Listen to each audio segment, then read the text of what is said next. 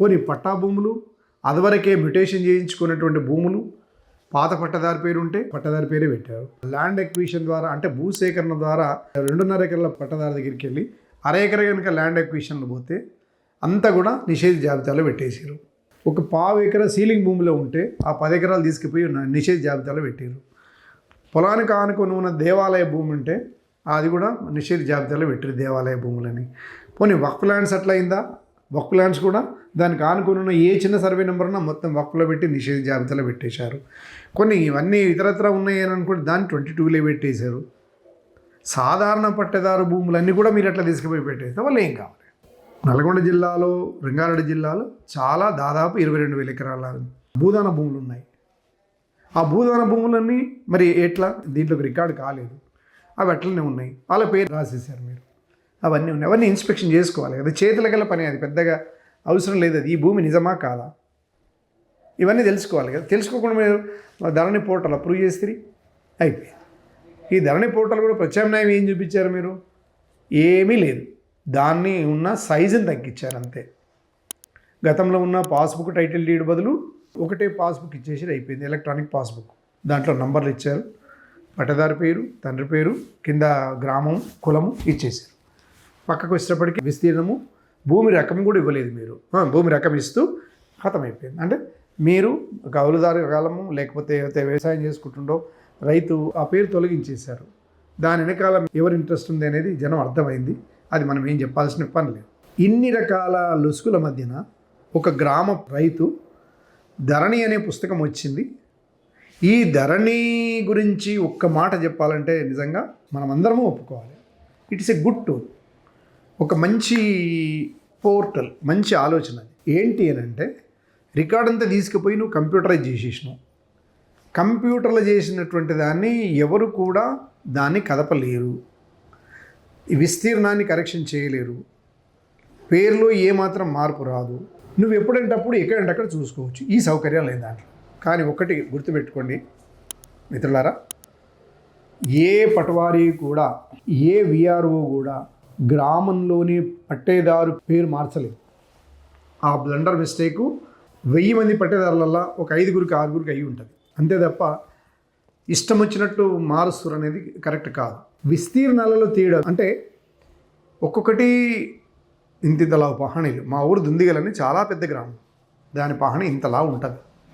కంటిన్యూస్గా రాస్తున్న క్రమంలో చిన్న మిస్టేక్ అయ్యిండొచ్చు, అది నెక్స్ట్ ఇయర్ రెక్టిఫై అయ్యింది. విస్తీర్ణాలు కూడా కొన్ని సందర్భాలలో చేంజెస్ అయినాయి. మనం ఇంత ఒకవేళ మాన్యువల్ నుంచి ఎలక్ట్రానిక్ షిఫ్ట్ అయ్యేటప్పుడు ఆ మాత్రం కరెక్షన్ చేసుకోలేమా? మీరు అవకాశం ఇవ్వలేదు, అందుకని మిస్టేక్స్ అన్నట్టునే కంటిన్యూ అవుతూ పోయినాయి. మరి ఎట్లా? మరి మీరు ఆప్షన్ ఇవ్వరైతుంది, పటవారులకు అవకాశం ఇవ్వరైతుంది. పోనీ ఇంకేదన్నా ఆల్టర్నేట్ ఉందంటే లేదే, ఇవన్నీ లేవు. పోనీ కరెక్షన్ ఆప్షన్ ఎంఆర్ఓకి ఇచ్చినా లేదు, విఆర్ఓలకి ఏమైనా ఎంక్వైరీకి ఇచ్చినా లేదు. ఇవన్నీ లేకుండా ధరణి పోర్టల్ ఎట్లా సక్సెస్ అవుతుంది? మీరు ఒకటే ఒక పాజిటివ్ ఆలోచనలు ఏమున్నారంటే లేదు మేము లంచగొండితనాన్ని తొలగించగలిగాము. మరి ఇన్ని తప్పులు చేసి ఆ తప్పుల కరెక్షన్ కూడా మళ్ళీ అదే జరుగుతూ ఉంది. పేరు కరెక్షన్కు అధికారాలన్నీ వీళ్ళందరూ తొలగించి మధ్యలో ఎవ్వరు లేరు. ఈ లెవెల్స్ అని తీసేసినాము. కేవలం ల్యాండ్ రికార్డు ఉంటుంది, ఆ రికార్డు కూడా కంప్యూటర్లో ఉంటుంది, పోర్టల్లో ఉంటుంది. ఆ పోర్టల్ ఏదైనా మిస్టేక్ వస్తే మీరు అప్లికేషన్ మీ సేవలో పెట్టుండి, మీ సేవ నుంచి కలెక్టర్ పోతుంది, కలెక్టర్ నుంచి మళ్ళీ ఎంఆర్ఓకి వస్తుంది, ఎంఆర్ఓ నుంచి దాంట్లో కరెక్షన్ అవుతుంది అని అంటే ఎట్లా? ఇది మనుషులు లేదా? ఏం కావాలి?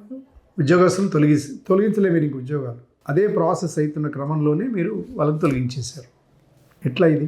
ఎట్లా ఒప్పుకుందాం చెప్పండి? ఒక గ్రామ రైతు ఆదిలాబాదు, ఇటుపక్క వనపర్తి, లేకపోతే ఇటుపక్క తాండూరు, అటుపక్క వరంగల్ నర్సంపేట, లేకపోతే ఆదిలాబాద్లో ఉండే జైనూరు, ఇక్కడ ఉన్న కరీంనగర్లో ఉండే కమలాపూర్, ఇలాంటి గ్రామాలలో ఉండే ఒక రైతు ఎంఆర్ఓ దగ్గరికి పోవడానికే చెప్పులు ఇడిచిపెట్టిపోతాడండి. జాగ్రత్త వినండి సార్, దయచేసి వినండి. ఒక సాధారణ రైతు ఆయనకి ఏదైనా కావాలి అనుకుంటే తహసీల్దార్ కార్యాలయానికి వెళ్తే బయట చెప్పులు ఇప్పేసి చేతులు జోడించుకుంటూ ఏ తప్పు చేయని ఆ మహానుభావుడు ఆ కార్యాలయానికి ఎంటర్ కావడానికి 2 చేతులు కట్టుకొని చెప్పులు ఇప్పి లోపలికి పోతాడు. అటువంటి వ్యక్తి మీ సేవలు అప్లై చేసి అక్కడి నుంచి కలెక్టర్ దగ్గరికి పోగలుగుతాడా? ఆలోచించండి, ఎట్లా పోతాడండి? అందుకని వ్యవస్థ ఏం చేసిందంటే మొదలు గ్రామంలో నీకు అందుబాటులో ఉండే ఒక పటవారి గారు, ఆ తదనంతరం ఆర్ఐ గారు.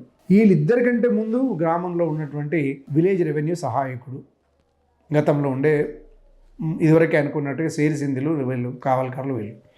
ఈయన ద్వారా పటవారికి పోతుండే, పటవారి ద్వారా ఆర్ఐకి పోతుండే, ఆర్ఐ ద్వారా డిప్యూటీ తహసీల్దార్ పోతుండే, తర్వాత ఎంఆర్ఓ పోతుండే. ఈ మూలకున్న ఒక చిన్న బట్టలు కూడా సరిగ్గా వేసుకుని బుడ్డగోసి వేసుకునే ఒక చిన్న రైతు కలెక్టర్ దగ్గర ఎట్లా పోమంటారు మీరు? కంప్యూటర్లో ఉన్న నీ రికార్డ్ అంతా నువ్వు చూమంతరణంగా అందులో ఉన్న పేర్లను రికార్డు కరెక్షన్ కావు కదా. అది కాకుండానే మొదలై మనమే తప్పు చేసి ఆయన తప్పును మీ సేవ పెట్టి మీ కలెక్టర్ పోమంటే ఎట్లయితుంది? ఏం లెక్క? అందుకని దాని మీద చాలా ప్రశ్నలు వచ్చినాయి. గ్రౌండ్ లెవెల్ సబ్జెక్ట్ లేకుండా, గ్రౌండ్ రియాలిటీ తెలియకుండా ఒక ఏజెన్సీకి ఇచ్చి తయారు చేయబడ్డటువంటి చట్టం అది. Field knowledge zero. వాళ్ళ రీసెర్చ్ వర్క్ అంతా దాని మీదే చేసి ఈ రకంగా తీసుకొని వచ్చి ప్రభుత్వానికి మేమేదో చేస్తున్నట్టుగా చేసి ఆనాటి ప్రభుత్వం బాగా రివ్యూ చేయవలసిన బదులు డైరెక్ట్ దాన్ని చేయడం జరిగింది. ఇది సరైనది కాదు. అందుకనే ధరణి పట్ల అంత వ్యతిరేకత వచ్చింది.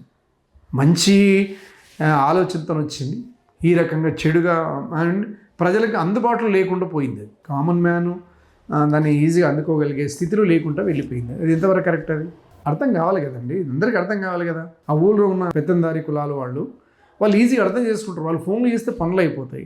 పెద్ద పటేలు ఫోన్ చేసినా, పెద్దరు ఫోన్ చేసినా, లేకపోతే ఇంకెవరు చేసినా కూడా, పెద్ద రైతు ఫోన్ చేసినా, సార్ నాకు ఇట్లా పని ఉంది, మరి చేస్తావా చేయవా?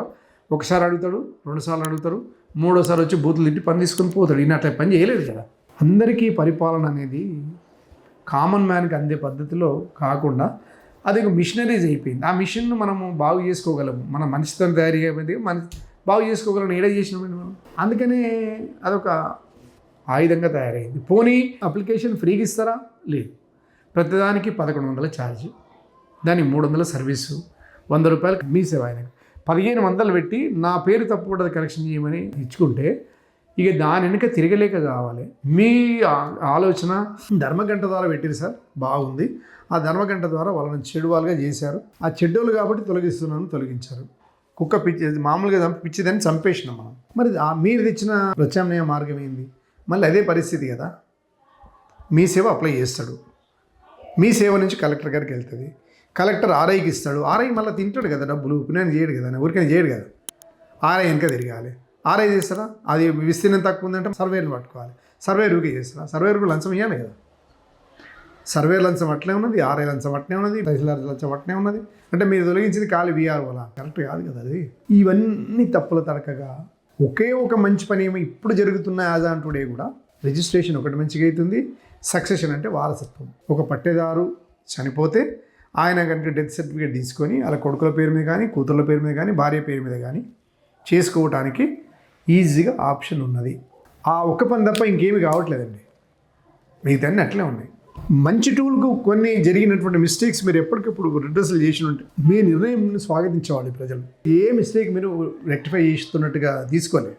పెద్దలు నా 4 మంత్రులు, హరీష్ రావు, వేముల ప్రశాంత్ రెడ్డి, మేడం సబితా ఇంద్రారెడ్డి, ఇంకొకరు ఎవరు, ఈ 4 మంత్రులు కూడా ఏదో ఇది ఉందని చెప్పి జనంలోకి వెళ్ళిపోయారు. వాళ్ళు వెళ్ళిపోయి గ్రౌండ్ రిపోర్ట్ తీసుకొని వచ్చి మీరు ఈ మిస్టేక్స్ రెక్టిఫై చేయండి అని చెప్పారు. ధరణిలో 32 ఆప్షన్స్ అంటే మాడ్యూల్స్ అని పేరు పెట్టిన వారికి ఒక్కొక్క దానికి ఒక్కొక్క ప్రాబ్లమ్కు ఒక్కొక్క పేరు పెట్టారు. ఆ పేరు పెట్టిన ప్రాబ్లమ్స్ అన్నీ కూడా మళ్ళా బాగైతే అని అనుకుంటే ఎక్కడైనా వాళ్ళ రికమెండేషన్ కూడా, వాళ్ళు చేసిన సిఫారసులు కూడా మీరు కన్సిడర్ చేయలేదు. అట్లే ఉండిపోయాయి. ఆప్షన్ లేదు అందులో. ధరణి మొత్తం కంప్లీట్గా విదేశీయుల చేతుల్లో ఉండిపోయింది. ఆ చరిత్ర వేరే ఉంది. మళ్ళీ తర్వాత ఫిలిప్పైన్స్ కంపెనీ అని రకరకాల కంపెనీ వాళ్ళ చేతిలో ఉంది. అది ఇవ్వడానికి కూడా మీరే కారకులు, ప్రభుత్వమే కారణం. ఇట్లా అయిన తర్వాత ఎట్లా మరి? ఆ వ్యవస్థ ఇంకా కంటిన్యూస్గా ఉంది. తెలంగాణలో ఆ 4 సంవత్సరాలు అట్నే నడిచింది. ఆ 4 సంవత్సరాల్లో కూడా నిషేధ జాబితాలో ఉన్నాయన్నీ కూడా పెద్దవాళ్ళు చెప్తే నడిచింది. 22లో ఏలో ఉన్నా కూడా పెద్దవాళ్ళు చెప్తేనే సక్సెస్ అయినాయి. ఏది కూడా కామన్ పీపుల్ న్యాయం జరగలేదు.